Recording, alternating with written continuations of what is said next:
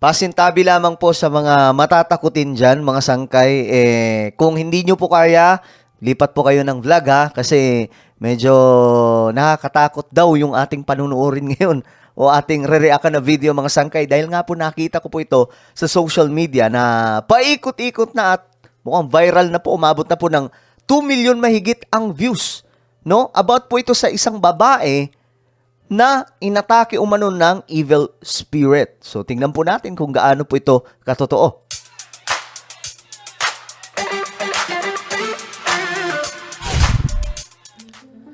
So, mga sangkay, okay, magdidire-diretso na po tayo ha, pagkatapos po nito mga sangkay. Pero, bago po natin panoorin ito, i-check nyo po muna sa ibaba, may subscribe button dyan. So, ang gawin nyo lamang mga sangkay, pindutin nyo po yung subscribe, okay? Tapos, pindutin nyo po yung bell at pindutin nyo po yung all. Para dire-diretso na po tayo. Ulitin ko, pindutin nyo po yung subscribe button sa ibaba, pindutin nyo po yung bell at pindutin nyo po yung all. Nasa ibaba lamang po yan mga sangkay, okay? So, eto na, kung nagawa mo na, rekta na po tayo, panoorin po natin itong video. Mary is a nursing student from the Philippines who was at home one day with her little Okay, nursing student from the Philippines. brother, recording a demonstration video for her YouTube channel in preparation for her final exam. Okay. So, gumagawa po siya ng video in preparation po sa kanyang exam. When they captured something unexpected during the practice. May nakita daw po. Rigo. Ayan na. Ito po mismo yung video. Okay? Hindi ko alam kung napanood nyo na to, pero kung hindi pa, goods.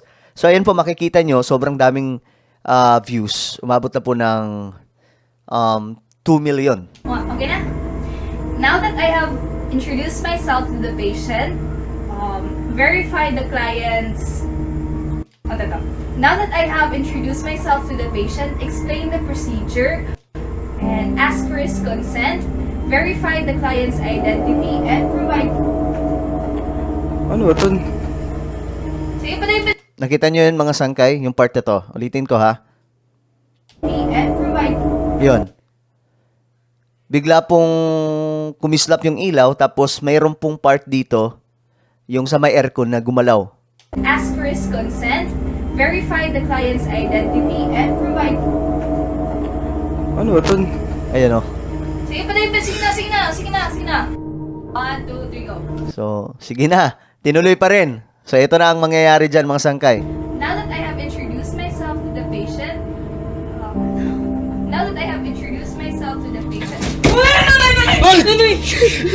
The light flashes for a So, ano yun? brief moment, and then just off camera the closet door slams shut on its own, startling Mary and her brother. So, yung una, yung ilaw mga sangkay, bigla na lang. Pero, natural yun di ba? May times kahit nga dito mga sangkay nangyayari yun. Kaya nga, na-curious ako kung totoo nga ba ito. Kasi, halimbawa, hindi naman pwedeng pagbasihan lamang po natin yung ilaw. Then, ang sumunod dito, yung cabinet, bigla na lamang daw po bumukas, tapos nahulog yung gamit. And make Ito, ulitin natin yung part na to. now that I have introduced myself to the patient,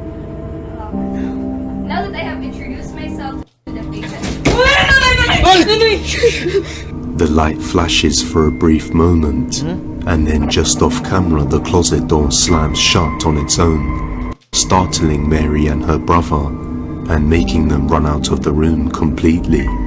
Mary then made a follow-up video showcasing the closet in question, and that's when things get even more creepy.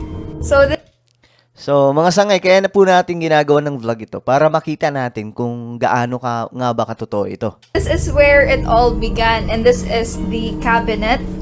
And I'm actually very afraid to touch it or open it. I'm very sorry for the mess. So as you can see, this cabinet is full of clothes and no person can actually, oh my gosh, fit inside here. And this is where my brother stood. And this is the light switch. So my brother was videotaping me, filming here. I was standing here, and my brother was standing here. And the lights actually started to flicker before the cabinet opened. And actually before that we were actually experiencing weird things. So, parang may naramdaman po silang kakaiba. Oh my gosh, I'm sorry, I'm very scared. But this is what it looks like inside. Tabi-tabi po. No person can actually Baka naman may may daga sa loob, di ba? fit inside here. It was actually me and my brother inside this room. And right now, I'm not sleeping inside this room. I'm sleeping in my parents' room. Mary is now too afraid to sleep inside her own bedroom, Kulit ang nagsasalita no? Mas nakakatakot yung boses mo, sir, ha? and with good reason too. Because if you didn't notice, a creepy voice can be heard while she was showcasing the closet. So, meron daw naririnig na boses habang finifilm niya po ito, yung nag-explain siya. Well, tingnan po natin. And actually, before that, we were actually experiencing weird things. She So, yun daw yung naririnig. Ulitin nga natin. Before that, we were actually experiencing weird things. Mga ganun. Baka naman may matanda lang sa gilid ng bahay, di ba? Kinukontra lahat. She eventually decided to set up a home security camera inside her Ayan bedroom na, nilagyan po ng CCTV. in order to see what evidence she may find. Late one night, just a little while after midnight, she captures something utterly terrifying.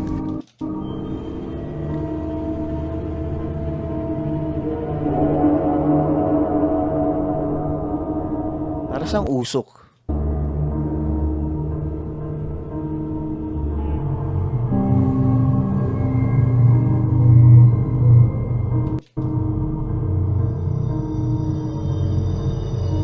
An electric fan inside the room turns on by itself, and then some strange smoke rises up out of nowhere, and an orb also appears just moments before the fan turns off again on its own.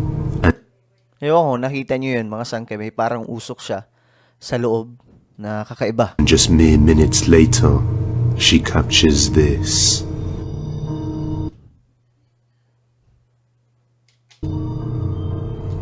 Teka lang, yung upuan gumalaw. So gumalaw yung upuan. Baka naman tinalian lang tapos ginanon, di ba? Pwede naman yun. Lahat na lang kinukontra no? Pero ayun nga, gumalaw po yung upuan.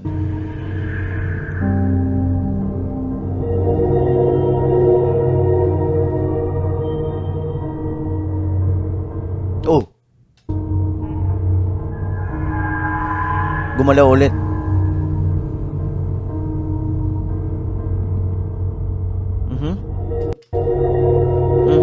And it's not just at night time too. A little earlier on in the day, Guys, CCTV po yan ha, hindi yan yung normal na camera lang. and things were even worse and hard to notice, but as we enhance the footage, you can see as a shadow moves towards the closet and goes inside. Just Okay, hindi natin nakakita yun. hard to notice, but as Ayan, we oh. enhance the footage, you can see as a shadow moves towards the closet and goes Ayun. inside, just shortly before it slams shut on its own. Kusang nagbukas, no? Sumara pa. But the worst is yet to come.